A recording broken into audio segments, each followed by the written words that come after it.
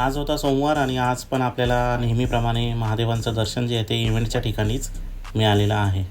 तर नमस्कार मित्रांनो, मी आहे गुरु आणि करूया व्हिडिओला सुरू.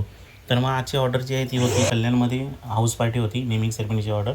तर मग इथे आपल्याला शेल आणि बलून्सचं डेकोरेशन फक्त करायचं होतं. त्यामुळे आम्ही आलो, नाव वगैरे घेऊन वरती चढलो. तेवढ्यात आपल्या चिंटीने म्हणजेच आपल्या छोट्या पटाकडीने पटापट बलून्स जे ते फुगवले आणि मग मी लागलो पटापट बलूनच्या डेकोरेशनच्या मागे.